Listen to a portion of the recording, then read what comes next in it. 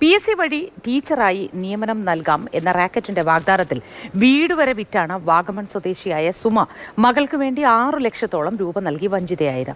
ജോലി തട്ടിപ്പ് റാക്കറ്റിലെ മുഖ്യ കണ്ണി തിരുവനന്തപുരം സ്വദേശി R രാജേഷ് സുമയുടെ വീട്ടിൽ വന്നാണ് പണം കൈപ്പറ്റിയത്. മകൾക്ക് PSC മുഖേന ടീച്ചർ ജോലി ലഭിക്കുമെന്ന ഉത്തമ വിശ്വാസത്തിലാണ് വാഗമൺ സ്വദേശിനിയായ സുമ സ്വന്തം വീട് പോലും വിറ്റ് ഈ റാക്കറ്റിന് 6 ലക്ഷം രൂപ നൽകുന്നത്. PSCയുടേതാണെന്ന് വിശ്വസിപ്പിച്ച 2 ഹോൾ ടിക്കറ്റുകൾ ഈ റാക്കറ്റ് സുമയ്ക്ക് മകൾക്ക് നൽകിയിരുന്നു. PSC ഉദ്യോഗസ്ഥനാണെന്ന് പറയപ്പെടുന്ന അഗസ്റ്റിനും ഈ റാക്കറ്റിലെ മുഖ്യകണ്ണി രാജേഷും ഇവരുമായി നിരന്തരമായി ബന്ധം പുലർത്തിയിരുന്നു. എന്താണ് സംഭവിച്ചതെന്ന് സുമ നമ്മളോട് പറയും. ഹലോ സുമ. ഹലോ. മാഡം, വാസ്തവത്തില് എന്താ സംഭവിച്ചത്? നിങ്ങൾ എങ്ങനെയാണ് ഈ റാക്കറ്റിൽ ചെന്ന് പെടുന്നത്? ഞങ്ങള് ഇതിനകത്ത് നിന്ന് കുടുക്കി ചെന്ന് പെടുന്നത് വേലപ്പാറയിലെ ബെന്നി എന്ന് പറഞ്ഞ ആള് പരിചയപ്പെടുത്തിയതാണ്. അപ്പം ഇങ്ങനെ ജോലി മേടിച്ചു തരാം. ആദ്യം പുള്ളി 10 ലക്ഷമാണ് ആദ്യം ചോദിച്ചത്. രാജേഷ്. പിന്നെ 10 ലക്ഷമാണ് ആദ്യം ചോദിച്ചത്. നമുക്ക് അതിനെത്രയും കൊടുക്കാനുള്ള വാസ്തവില്ലാണ്ട് നമ്മൾ ഉണ്ടായിരുന്ന പേര് പോലും വിറ്റിട്ടാണ് 5 ലക്ഷം ആദ്യമേ കൊടുത്തത്. ഏത് പോസ്റ്റിലേക്കാ? ടീച്ചറായിട്ട് PSC. എന്നിട്ട് 5 ലക്ഷം നമ്മൾ ആദ്യം കൊടുത്തു. അത് കഴിഞ്ഞപ്പോ പുള്ളി ഒന്നും കൊടുത്തു വെച്ചു.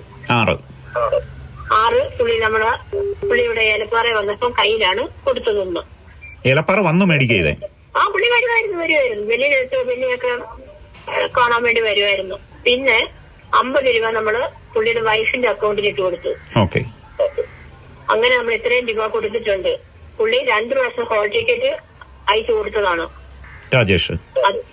രാജേഷ്. അത് കഴിഞ്ഞ് പുള്ളിയെ വിളിച്ചിട്ട് ഫോണും എടുക്കുന്നില്ല, ഫോൺ സ്വിച്ച് ഓഫ്, പുള്ളിയുടെ ഒരു അഡ്രസ്സും ഇല്ല. മകൾ എന്ത് കഴിഞ്ഞാ കോഴ്സ്? TTC പാസ്സായതാ. ഓ ശരി.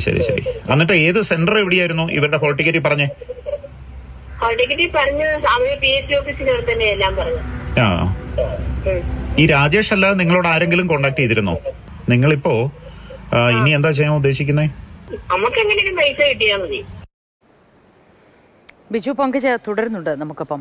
ബിജു പങ്കജ്, വീട്ടിൽ നേരിട്ടെത്തി ഈ രാജേഷ് പണം കൈപ്പറ്റി. ഇവരുമായുള്ള ഫോൺ സംഭാഷണത്തിൽ പോലും ഇവർ ശ്രദ്ധ വെച്ചില്ല എന്ന് നമുക്ക് ഇനി മനസ്സിലാവും. കാരണം ഈ ഫോൺ കോളുകളൊക്കെ റെക്കോർഡ് ചെയ്യപ്പെട്ടിട്ടുണ്ട്. ഇവർക്ക് ആ ഭയമൊന്നും ഉണ്ടായിരുന്നില്ലേ?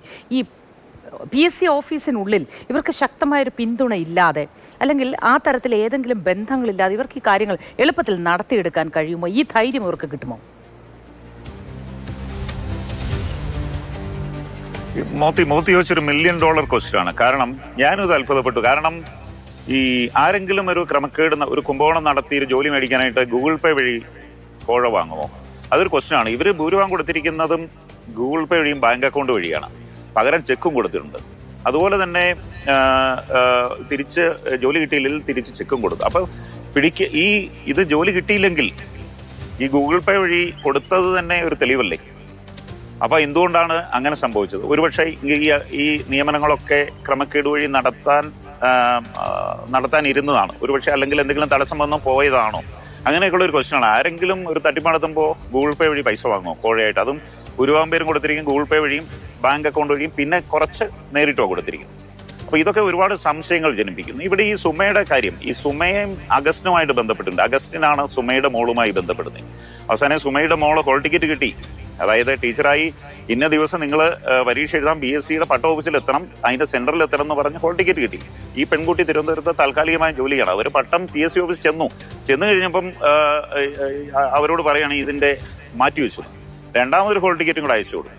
അത് കൊടുത്തു കഴിഞ്ഞപ്പോഴത്തേനും വീണ്ടും ഈ രാജേഷുമായി ബന്ധപ്പെട്ട് അദ്ദേഹം പറയുന്നത് VSHR എന്ന് മരിച്ചു, അതുകൊണ്ട് പരീക്ഷ മാറ്റിവെച്ചു എന്നാണ്.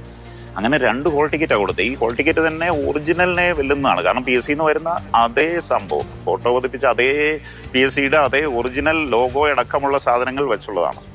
അപ്പോൾ ഇതിനകത്തൊരു സമഗ്രമായ അന്വേഷണം ആവശ്യമാണ്. കാരണം PSCയുടെ ഉദ്യോഗസ്ഥൻ എന്ന് പറയുന്ന ആള് PSC ഓഫീസിന്റെ മുന്നിലേക്ക് വിളിച്ചു അവിടെ നിന്ന് ഇറങ്ങി വരുന്നു എന്നാണ് ഇവർ പറയുന്നത്.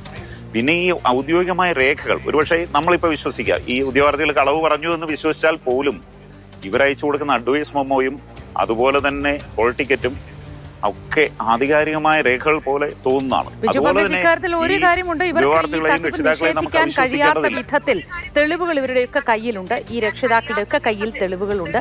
അത് ബാങ്ക് അക്കൗണ്ട് വഴി പണം ട്രാൻസ്ഫർ ചെയ്ത് കൊടുത്ത രേഖയായി, ടെലിഫോൺ സംഭാഷണമായി, ഇവർ നൽകിയ ഹാൾ ടിക്കറ്റുകളായി, അങ്ങനെ എല്ലാ തരത്തിലും ഈ രേഖകൾ ഇവരുടെ കയ്യിലുണ്ട്. അതുകൊണ്ട് ഈ തട്ടിപ്പ് വളരെ വിശദമായി തന്നെ അന്വേഷിക്കും.